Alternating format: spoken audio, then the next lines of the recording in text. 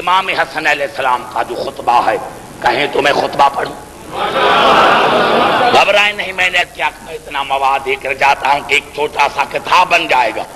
امام حسن علیہ السلام پہلے تو انا کر رہا تھا، واحد کا صیغہ استعمال کر رہے تھے، اور اس کے بعد فرمایا نحنو حزب اللہ الغالبون، ہم ہیں وہ اللہ کا غالب گروہ،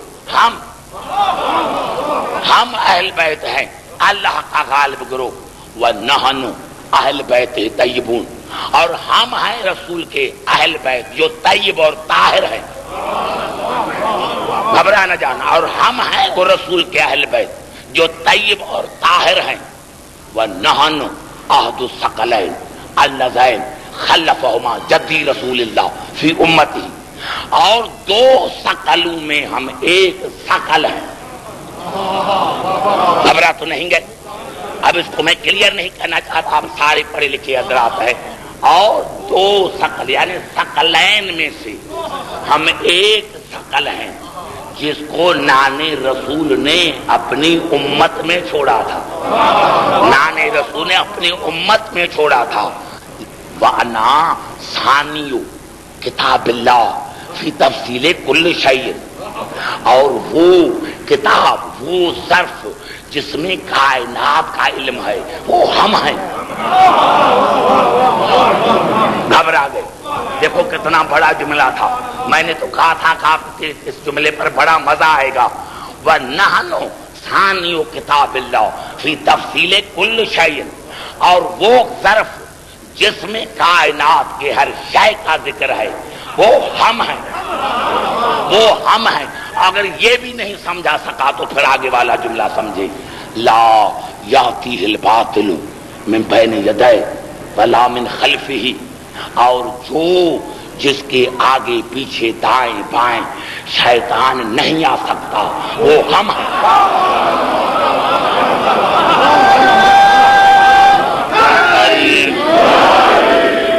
سمجھ میں آ گئی بات؟ اور جس کے آگے پیچھے دائیں بائیں شیطان کا کوئی تسلط نہیں ہے، وہ ہم ہیں۔ فَالْمُؤَوَّلْ عَلَيْنَا تَفْسِيرُهُ وَلَا تَظَنَّيْنَا تَعْوِيلَهُ بَلْ يَتَيَقَّنَّا حَقَائِقَهُ، تفسیر کرنا ہمارا کام ہے۔ گھبرا گئے؟ تفسیر کرنا ہمارا کام ہے، تفسیر کرنا ہمارا کام ہے، کیونکہ ہم تفسیر اور تعویل میں خطا نہیں کرتے۔ بڑا جملہ ہے، ہم تفسیر اور تعویل میں خطا نہیں کرتے، بلکہ ہم تفسیر اور تعویل وہی کرتے ہیں جو اللہ کا اصلی مقصد ہوتا ہے۔ ہم تفسیر اور تعویل وہی کرتے ہیں جو اللہ کا اصل مقصد ہوتا ہے۔ فاتحون، فوراً ہماری اطاعت کرو۔ گھبرائے نہیں، گھبراؤ گی تو ابھی تو بڑے خطبے ہیں۔ میں نے کیا، امام نے فرمایا فاتحون، فوراً ہماری اطاعت کرو۔ فإن طاعتنا مفروضة إذ كانت بطاعت اللہ عز وجل وطاعت رسولہ مقرونة، اور ہماری اس طرح اطاعت واجب ہے جس طرح اللہ اور رسول کی اطاعت واجب ہے۔ آپ کو پتا ہوگا، میں اس کو ریپیٹ نہیں کرنا چاہتا، میں نے کہا تھا یہاں ایک لفظ مفروضۃ کا فرض ہے، دوسری جگہ کہا مقرونۃ۔ میں نے آپ کو بتایا تھا کہ مقرون کس کو کہتے ہیں؟ جب دو بھینسیں آپس میں لڑ جاتی ہیں اور ان کے سینگ پھنس جاتے ہیں۔ تو امام نے فرمایا جس طرح اللہ اور رسول کی اطاعت ایک دوسرے سے الگ نہیں، اسی طرح ہماری اطاعت اللہ اور رسول کی اطاعت سے الگ نہیں، الگ نہیں۔ ثم قال سبحانہ یا ایھا الذین آمنوا اطیعوا اللہ واطیعوا الرسول واولی الامر منکم ونہوا اولی الامر، اور کہا جو اللہ نے جو فرمایا ہے کہ اطاعت کرو اللہ کی، اطاعت کرو رسول کی اور صاحبان امر کی، وہ صاحبان امر ہم ہیں۔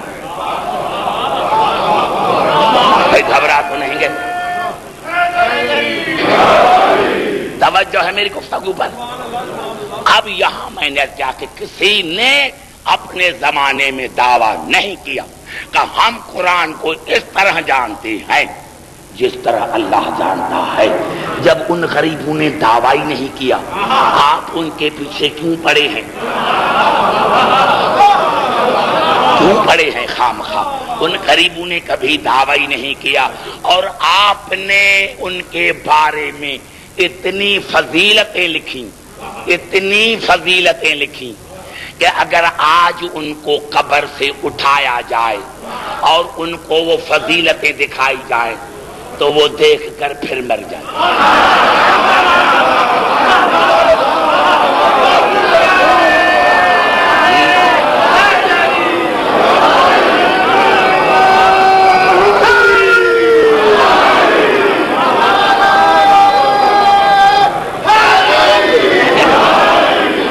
خبرات تو نہیں گے میرے دوستوں؟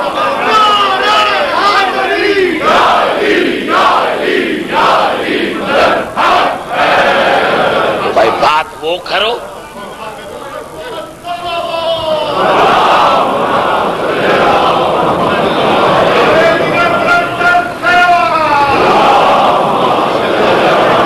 توجہ ہے میری گفتگو پر؟ میں نے کیا میرے دوستوں، اسی لیے اللہ نے فرمایا والعصر، مجھے قسم ہے العصر کی۔ اللہ کو ضرورت کیا ہے قسم کھانے کی؟ کیا ضرورت ہے اللہ کو قسم کھانے کی؟ میرے دوستو، اللہ جب بھی قسم کھاتا ہے، حالانکہ یہ دنیا میں بھی قانون ہے، کبھی محبوبیت کی قسم کھا جاتی ہے، مجھے قسم ہے آپ کے بالوں کی، مجھے قسم ہے آپ کے آنکھوں کی، کبھی پیار کا، جس طرح ہم اپنی اولاد کا قسم کھاتے ہیں، اللہ نے تمام قسمیں کھائی ہیں قرآن حکیم میں۔ اور اللہ نے دیکھو کس طرح قسم کھائی ہے، والشمس والضحیٰ، مجھے قسم۔ ابھی دیکھیں جتنے میں نے کیا، مجھے بڑا مزہ آ رہا ہے کیونکہ ایک تو دن ہے اور دوسرے سارے سامعین جو ہیں پڑھے لکھے ہیں۔ دیکھو اندازہ لگائیں، یعنی ایک سورت شمس میں اللہ نے 18 قسمیں کھائی۔ اندازہ لگایا اللہ نے 18 قسمیں کھائی ہے۔ ضرورت کیا ہے اللہ کو قسمیں کھانے کی؟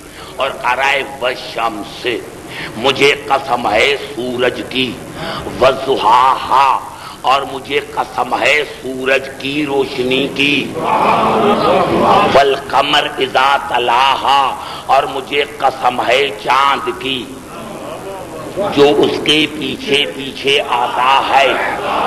یعنی اللہ نے 2 آیتوں میں کتنی قسم کھائیں؟ 3۔ مجھے قسم ہے سورج کی، وضحاہا۔ کیوں نوجوانوں ایک بات بتا دوں، آپ تھوڑی سی، میں سمجھتا ہوں آپ کو لاہور میں بیٹھے ہوئے ماشاءاللہ جہاں کتنے بڑے مدارس ہیں، تھوڑی سی آپ جو ہے عربی کا صرف اور نحو سیکھ لیں، آپ کو مجالس میں بڑا مزہ آئے۔ یہ اللہ نے ہاں اسی لیے کہا ہے کیونکہ عربی میں شمس جو ہے وہ مؤنث ہے، جس طرح مدینۃ مؤنث ہے، تو جب اس کا ضمیر آئے گا تو وہ ہاں آئے گا، انا مدینۃ العلم وعلی بابھا، بابہ نہیں ہوگا، بابھا۔ وہ میں نام لینا اس کا نہیں چاہتا، بڑا مولوی ہے، حالانکہ وہ دوسرے مذہب کا ہے، تو میرے ساتھ اسلام آباد میں بیٹھا ہوا تھا، اس نے کہا قبلہ آپ جو کہتے ہیں کہ صرف علی دروازہ ہے، یہ تو بہت دروازے ہیں۔ میں نے کہا دلیل کیا ہے؟ کہا جو رسول نے جو فرمایا انا مدینۃ العلم وعلی بابھا، ہاں۔ ارے میں نے کہا یہ ہاں پرشن والا نہیں، یہ عربی والا ہے، یہ ہاں پرشن والا نہیں ہے، یہ عربی والا ہاں ہے۔ وہ بیچارے سمجھتے نہیں قبلہ۔ تو اللہ نے فرمایا مجھے قسم ہے سورج کی، مجھے قسم ہے سورج کے روشنی کی، اور مجھے قسم ہے اس چاند کی جو سورج کے پیچھے پیچھے آتا ہے۔ آج بھی جا کر دیکھیں تو سیاست کے حاشیہ پر یہ لکھا ہوا ہے کہ رسول نے سے پوچھا صحابہ کرام نے، یا رسول اللہ یہ سورج کون ہے، یہ روشنی کون ہے، یہ چاند کون ہے؟ آپ نے فرمایا انا کالشمس وفاطمۃ کالضیاء وعلی کالقمر، سورج میں ہوں، روشنی فاطمہ ہے۔ بڑا جملہ قبلہ میں نے کہا دیا ہے، ساداتوں کے لیے خاص دعا کر رہا ہوں. رسول نے فرمایا سورج میں ہوں، روشنی فاطمہ ہے، چاند علی ہے.